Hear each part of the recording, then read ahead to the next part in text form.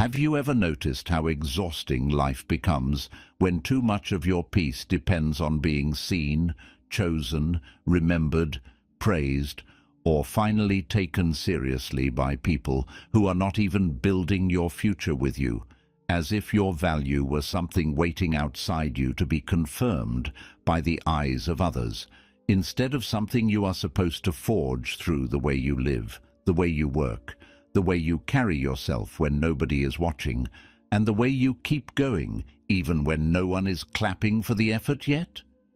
That is the trap so many people fall into without even realizing it.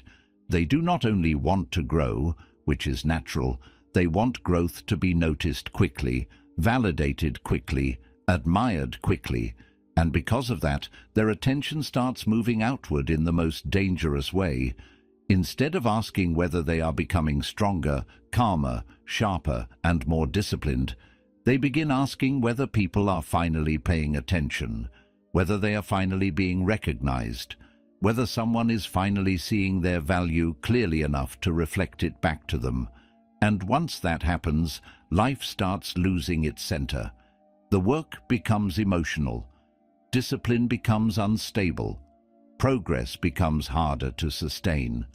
Because if your motivation depends too much on being noticed, then silence starts feeling like rejection, invisibility starts feeling like failure, and the slow, necessary phase of real growth becomes almost unbearable to your ego.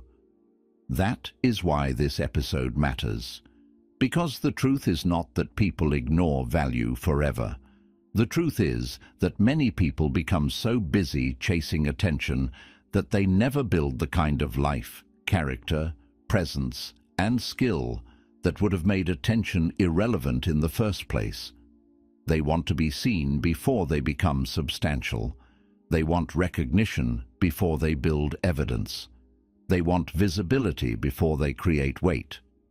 And the tragic part is that the more you need to be noticed, the weaker your presence often becomes, because dependence has a tone to it. It leaks through your words, your choices, your timing, your energy, and even through the way you explain yourself. People may not always understand it consciously, but they can feel when someone is trying to be seen more than they are trying to become. Stoicism offers a much harsher truth, but also a much cleaner one. It tells you that your worth cannot safely live in other people's reactions, because their reactions are unstable by nature. Their praise is unstable. Their judgment is unstable. Their attention is unstable. Their understanding is unstable. If your inner life rises and falls with something that unstable, then your confidence will never be deep, no matter how promising you are. So, the real question is not whether they notice you yet. The real question is whether you are building something solid enough inside yourself that one day their noticing stops being the point. Because being ignored does not mean you are worthless. Sometimes it means you are still in the season where roots are forming underground, and roots are always invisible before they become undeniable. Sometimes it means your presence has not fully been built yet, and there is no shame in that. Sometimes it means the room you want validation from is too shallow to recognize value until it becomes loud enough to entertain them. And sometimes it simply means nothing more than this. Your life is asking you to become stronger without applause, because applause too early has ruined many people. That is why the most dangerous thing you can do is let other people's attention become your inner mirror. The moment you start doing that, your identity begins to drift away from your own hands. If they notice you, you rise. If they overlook you, you shrink. If they praise you, you feel powerful. If they go quiet, you start doubting yourself again. That is not strength. That is emotional outsourcing. It means your inner world is being managed by people who do not even know the full cost of your life. And once you live like that long enough, you stop building from conviction and start performing for response. The stronger path is quieter and much more demanding. You stop asking, "Did they notice me?" and start asking, "Am I becoming stronger than I was?" You stop measuring your life by visibility and start measuring it by evidence. Are you more disciplined than you were? More focused? More stable? More able to keep promises to yourself? More capable of staying with the work when no one is watching? More able to hold your center when attention disappears?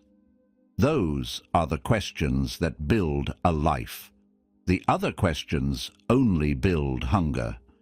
And this is where the shift becomes real, because once you stop measuring your worth by who notices you, you begin understanding that recognition is not something you should chase emotionally. It is something that often follows visible accumulation. Real value does not need endless explanation. It needs visible proof. It needs consistency. It needs skill. It needs time. It needs structure. It needs repeated decisions that slowly make your life harder to dismiss. A lot of people want the world to believe in a version of them that they have not actually built yet.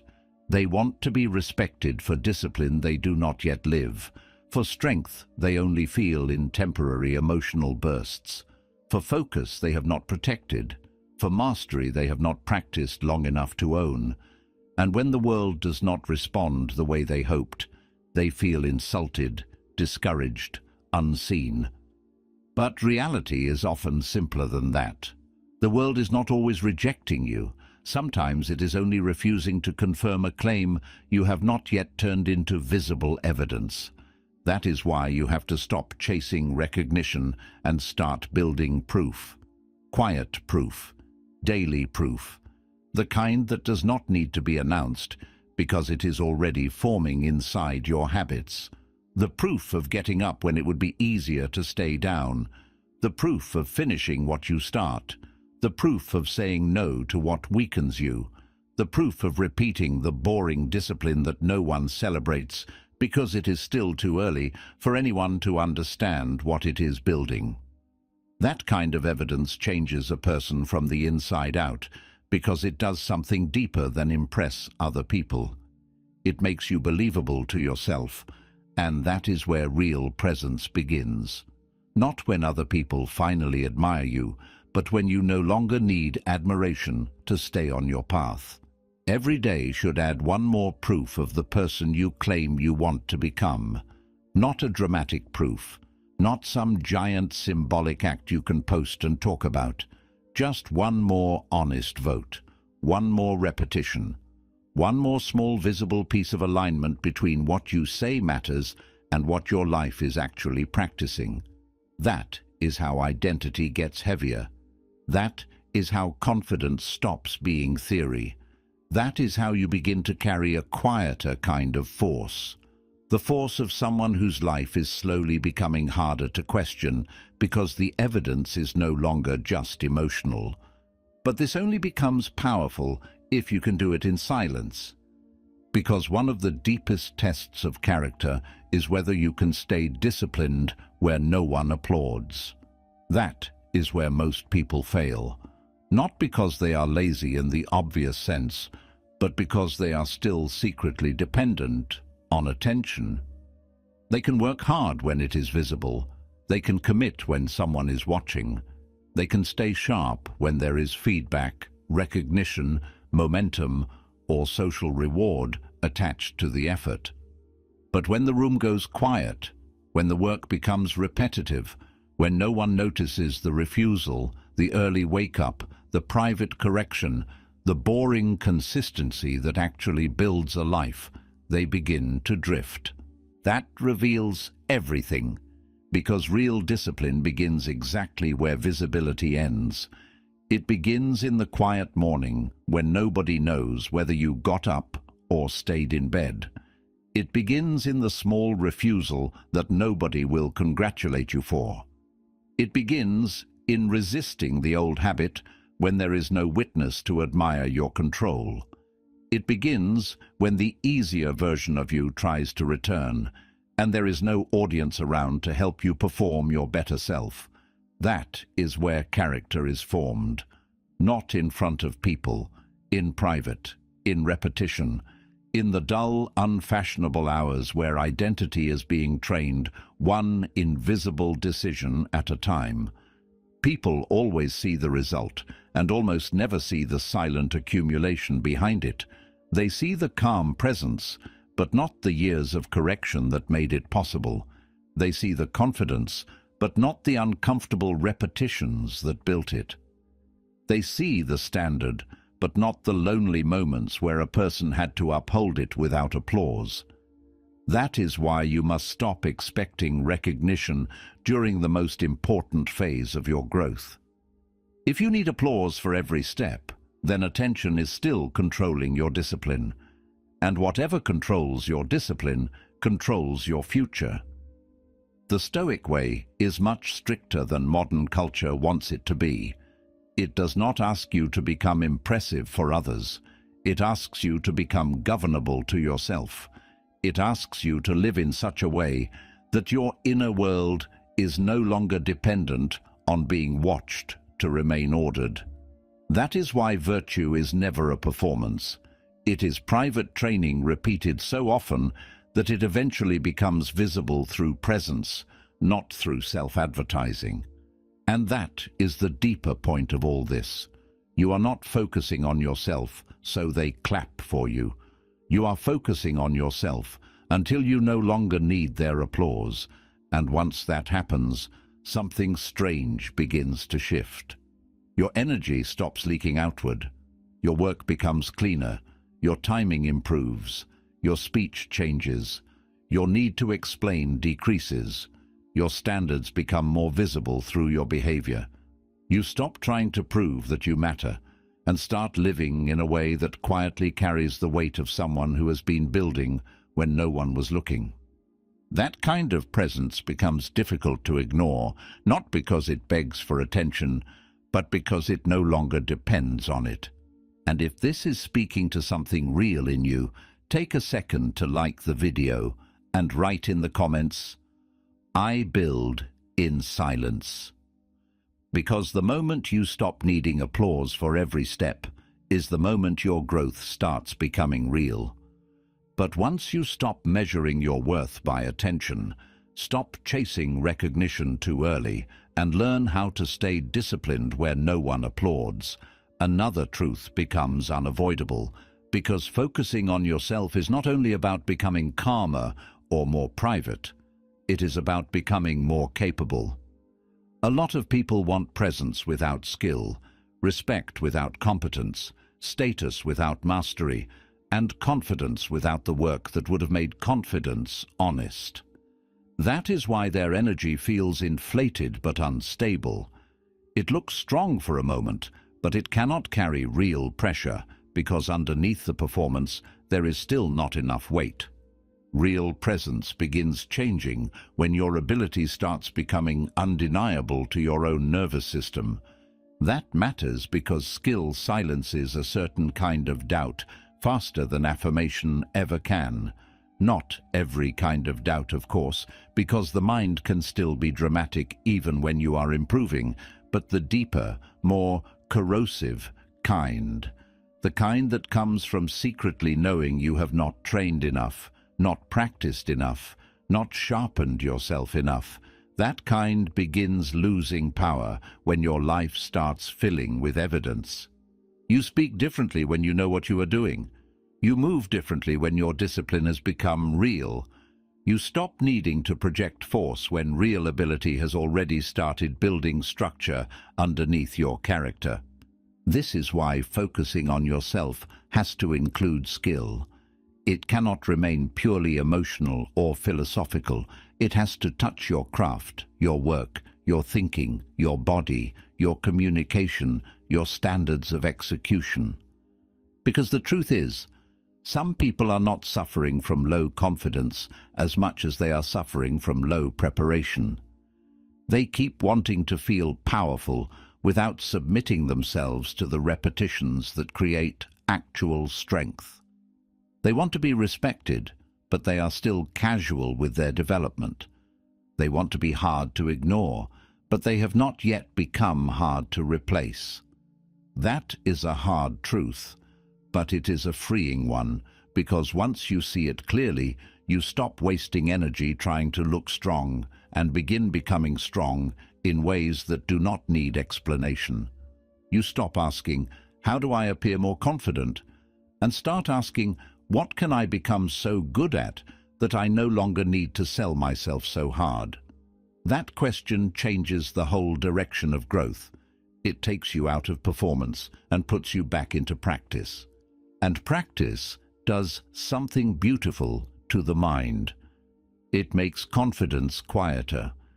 You no longer need to force your presence into every room because your presence starts carrying something real behind it. You do not need to overtalk, over-explain, overreact, or overprove, because competence has a kind of stillness to it. A person who has built ability deeply enough does not need to constantly announce their value. Their timing changes. Their speech changes. Their relationship with doubt changes. The noise starts dropping because the life is becoming sharper. This is why you should never chase status directly. Chase competence. Chase depth. Chase the kind of private repetition that makes you more useful, more dangerous in the best sense, more refined, more dependable, more difficult to dismiss. Status that comes without substance creates anxiety, because you are always secretly afraid of being exposed. But substance creates a different kind of confidence, one that does not need to be displayed aggressively because it is already being felt internally. And that inner feeling matters more than people think.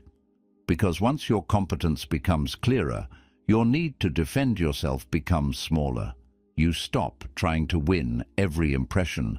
You stop needing immediate recognition. You stop panicking when people underestimate you, because your identity is no longer hanging entirely on being correctly perceived in the moment. You know what you are building. You know what you can do.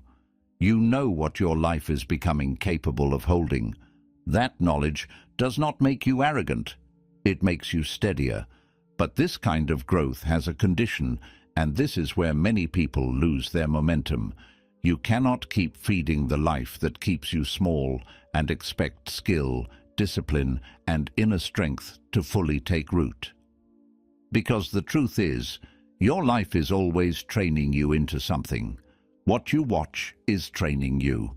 What you tolerate is training you. The people around you are training you. The habits you repeat without thinking are training you. The pace of your days is training you.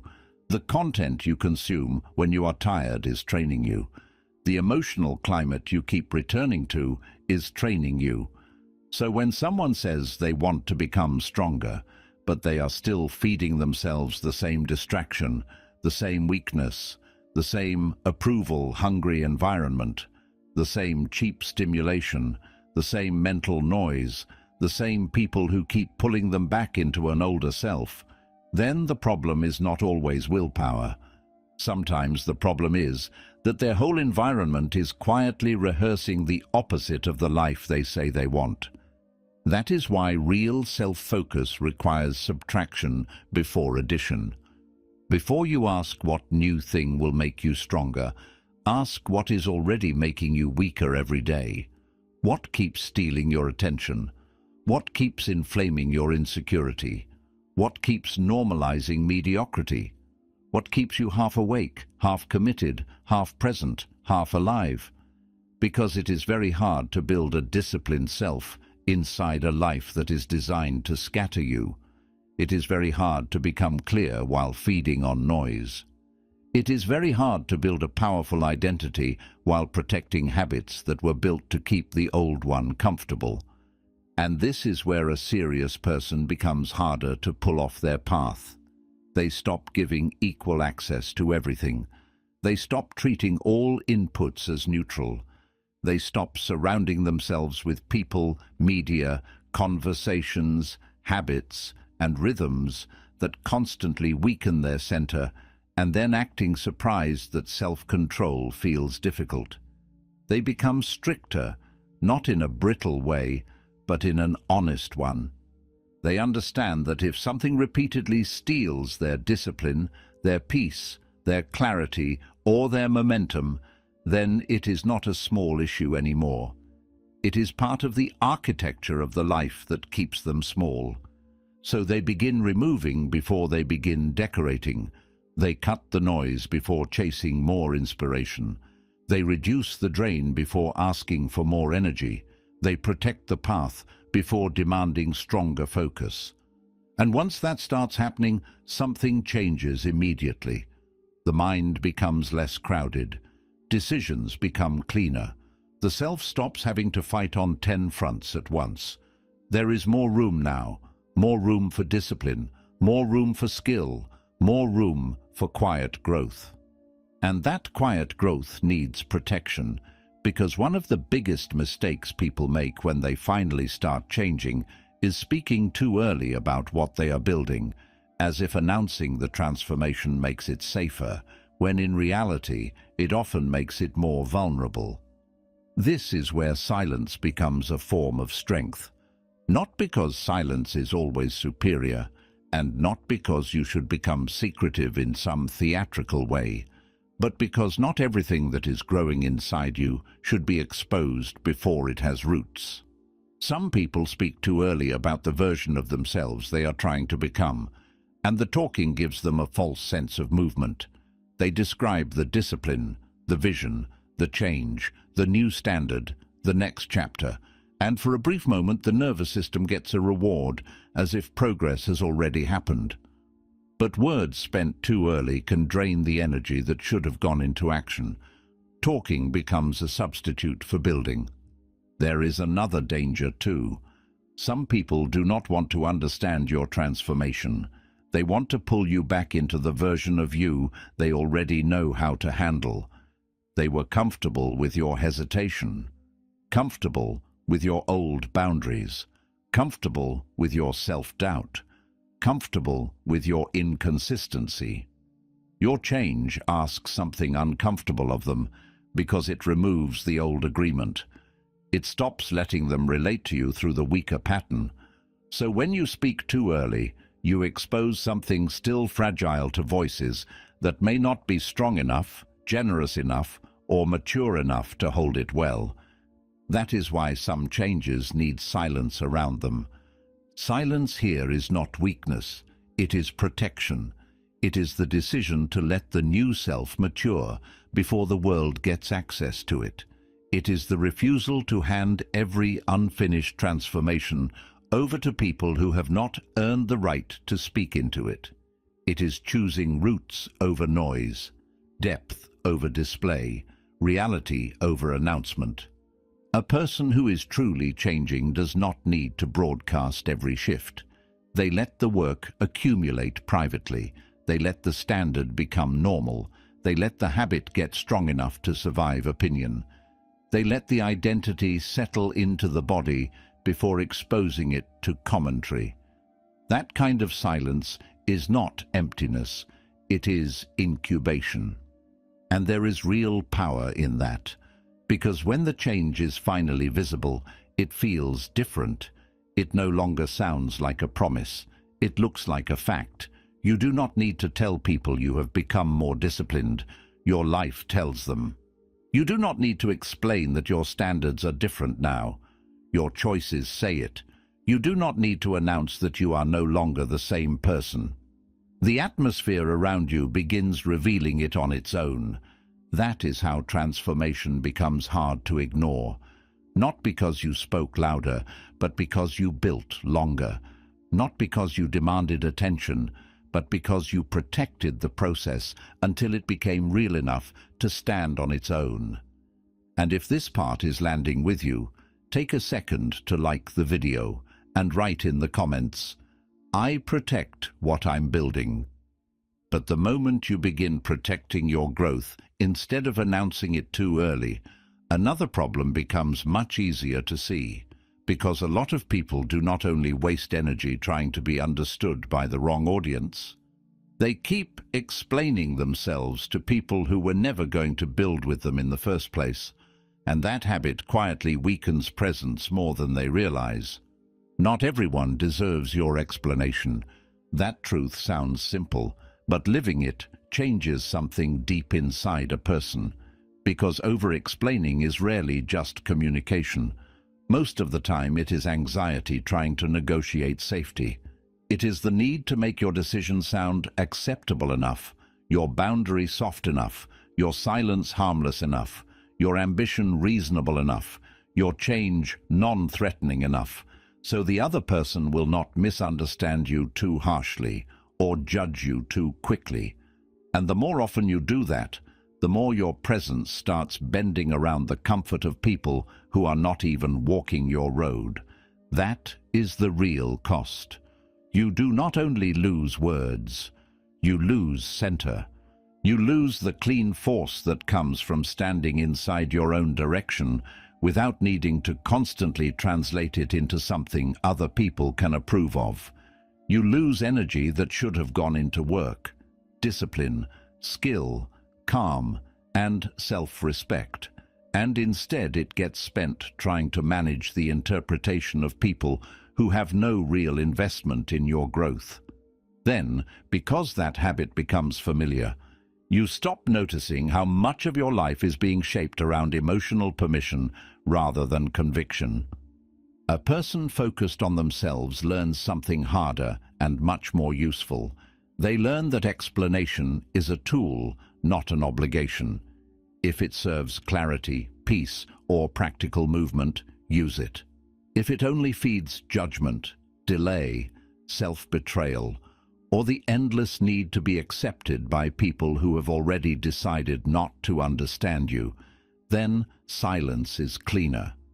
That distinction matters, because there are people who ask questions because they care, and there are people who ask questions because they want more material to measure you with.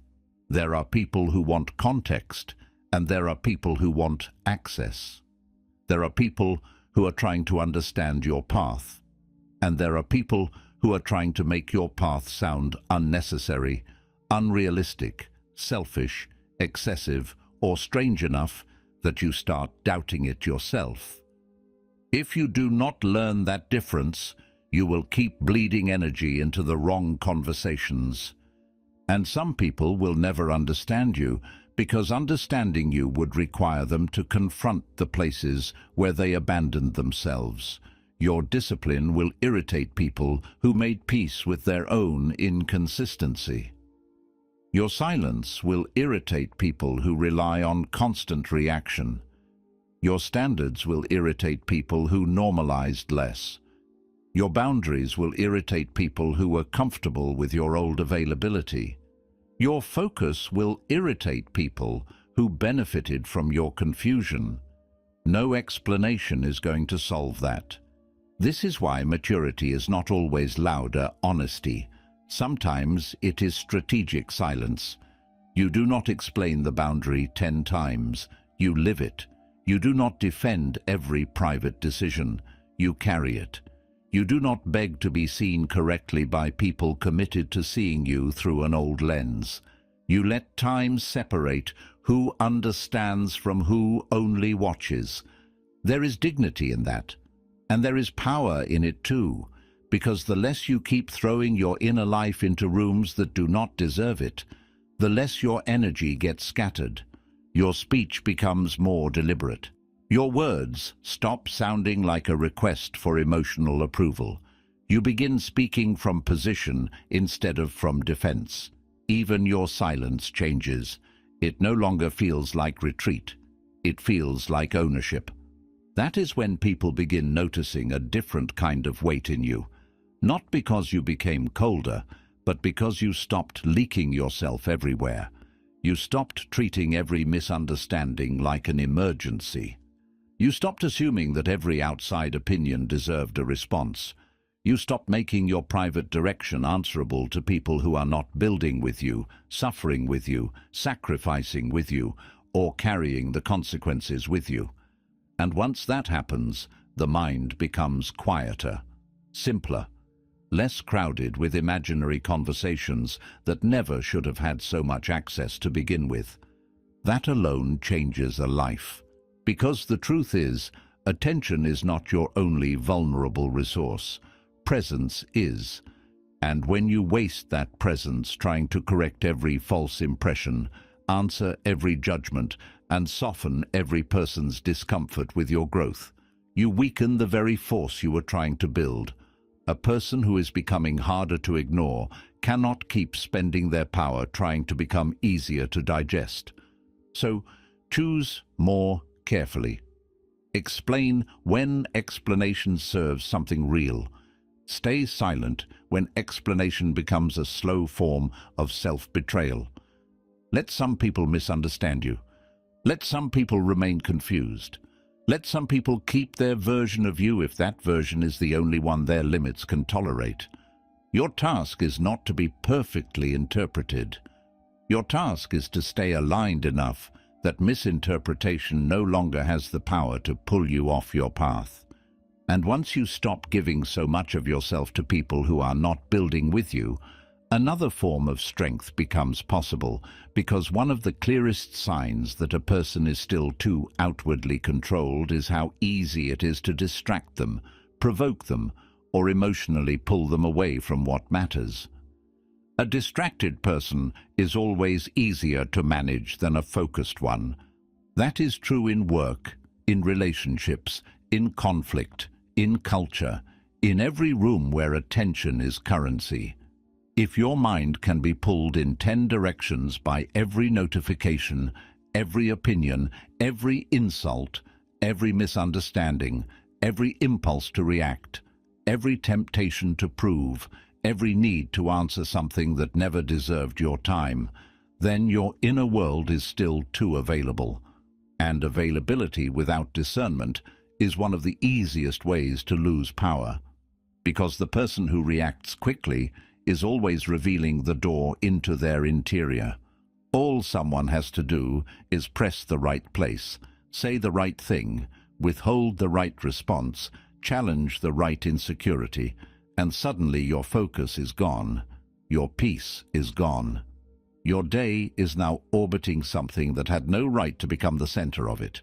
That is how control works in ordinary life.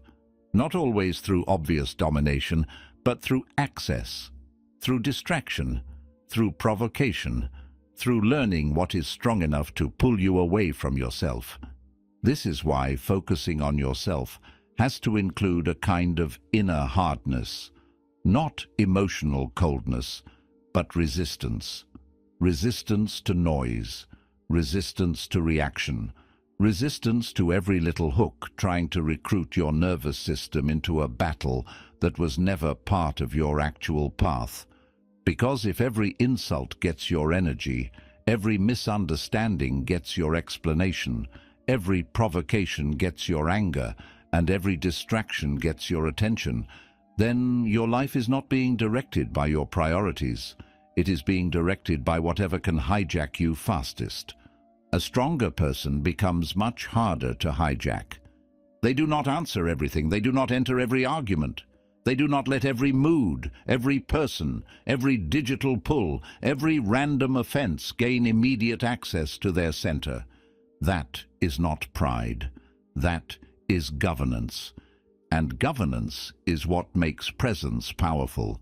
The ability to stay with what matters while other things are trying to pull you away.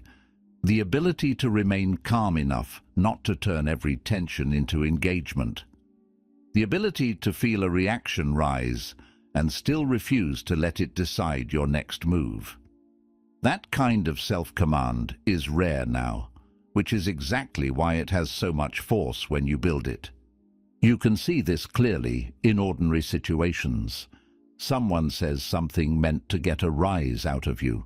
The weaker self reacts instantly because reaction feels like proof of strength, but it is usually the opposite. The stronger self studies the moment, decides whether the thing deserves presence at all, and often lets it die where it landed. Someone misunderstands you. The weaker self begins defending, clarifying, over-explaining, trying to fix the image. The stronger self asks whether this misunderstanding has any real cost, and if it does not, keeps moving. A distraction appears. The weaker self follows it because urgency feels important. The stronger self protects continuity because continuity is what builds a life. This is not about becoming detached from everything. It is about becoming selective enough that not everything can enter you. That is what makes a person harder to control. They are not endlessly available to reaction. They are not easily baited. They are not easily scattered. Their mood cannot be rented so cheaply. Their attention has more loyalty to their own direction than to whatever is trying to interrupt it. And because of that, their presence starts changing. They feel calmer, but also heavier, less talkative in useless ways, but more precise when it matters, less dramatic, but much more difficult to move off center. That kind of strength is often invisible at first, but it creates real consequences over time. You waste less energy, you stay closer to your work, you stop giving nonsense the power of a life event. You protect your focus, and focus compounds. You protect your calm, and calm sharpens judgment. You protect your path, and the path begins finally getting enough of you to produce something solid. That is why strength is not winning every argument. It is choosing what deserves your presence. It is being so rooted in what matters that provocation starts looking smaller, distraction starts looking more obvious, and emotional manipulation stops working so easily. And if this part hits something real in you, take a second to like the video and write in the comments, "My energy is not available to everything." And after all of that, after you stop living for attention, stop begging for recognition, stop explaining yourself to the wrong people, and stop letting distraction and provocation keep stealing your center, one thing becomes painfully clear. Your standards are never revealed by what you say about yourself. They are revealed by what you keep accepting, what you keep refusing, and what your life quietly proves you are willing to live with. That is where presence becomes real. Because a lot of people talk about self-respect in a way that sounds powerful, but their choices keep speaking a different language. They say they value themselves, but they keep chasing weak relationships that drain them. They say they are focused, but they keep feeding habits that scatter them. They say they are changing, but they keep entertaining opportunities that are beneath the standards of the person they claim they want to become. And over time, those contradictions start shaping the whole atmosphere around them. Not because they are bad people, but because life always listens to behavior more than intention. The world learns who you are from what you repeatedly allow. That is why standards have to become visible through your choices. Not loud, not theatrical, not explained 10 times, just visible. Visible in what you no longer tolerate, visible in what you stop returning to, visible in the way you walk away from what weakens you without turning the departure into a performance, visible in the kind of work you accept, the kind of energy you allow near you, the kind of habits you continue feeding, the kind of treatment you normalize, and the kind of life you quietly keep building behind the scenes. Because every one of those choices is teaching your nervous system something.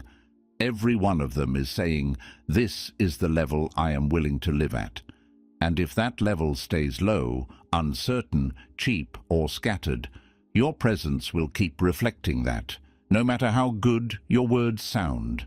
This is why a person without standards becomes easy to replace.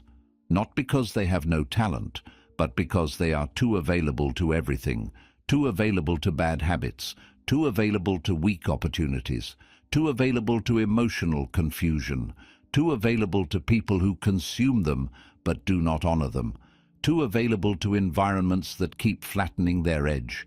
And once you become too available like that, your energy loses shape.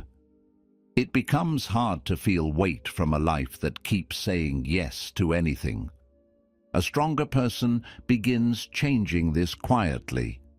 They stop chasing every connection just because loneliness makes it tempting. They stop accepting every offer just because attention makes it flattering. They stop feeding every appetite just because the moment feels empty. They stop treating every habit like it deserves another chance. They understand that standards are not abstract values floating in the mind. Standards are decisions made under ordinary pressure. They are what you do when you're tired, when you're tempted, when you're overlooked, when you're restless, when you want relief more than growth. That is where standards stop being words and become identity. And once that identity sharpens, something about your presence changes, almost without effort.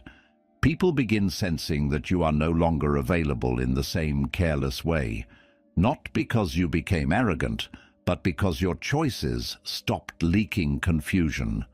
You no longer enter everything. You no longer accept everything.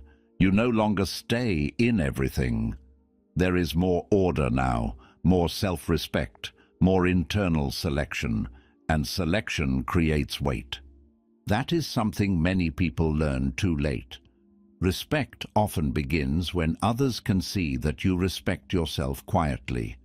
Not when you announce your worth, but when your choices make clear that your life is no longer open to any treatment, any habit, any environment, any relationship, any opportunity, simply because it showed up. That is how standards become visible. And once standards become visible, your life starts speaking in a different tone. Which brings us to the final paradox of this whole episode. Because in the end, people do not ignore a life that has become clear. They may not understand it immediately. They may resist it for a while. They may underestimate it in the beginning. But clarity has a force that performance never reaches. A person who has become calmer, more disciplined, more capable, less reactive, more self-respecting, and less dependent on approval, eventually carries something that words cannot fully fake. That is why your life must learn to speak before your mouth does. A lot of people talk too early. They announce the change, describe the vision, defend the path, advertise the identity, and try to convince the room that something inside them is different now. But the strongest transformation does not need that much narration. It reveals itself through pattern, through behavior, through what no longer disturbs you, through what no longer tempts you, through the quality of your work, through the way you answer less and carry more, through the way your calm starts saying what your old explanations never could. This is where the whole thing turns beautiful, because the person who once waited to be seen becomes someone who no longer moves just to be seen. The person who once wanted everyone to notice the change becomes someone more interested in living it than describing it. The person who once felt ignored begins building such a different life, such a different posture, such a different relationship with discipline, standards, and self-respect, that attention stops being something they chase and starts becoming something their presence naturally attracts. That is the paradox. When you stop needing attention, your presence gets stronger, not because life turns magical, but because dependence is gone, the neediness is gone, the over-explaining is gone, the emotional begging is gone, the scattered energy is gone. In its place is something far rarer, a person who is rooted in their path, clear in their standards, private in their growth, sharper in their skill, harder to provoke, and no longer willing to trade inner solidity for temporary recognition. That kind of person is difficult to ignore because there is no longer anything cheap about the way they move. Their life begins speaking before they do.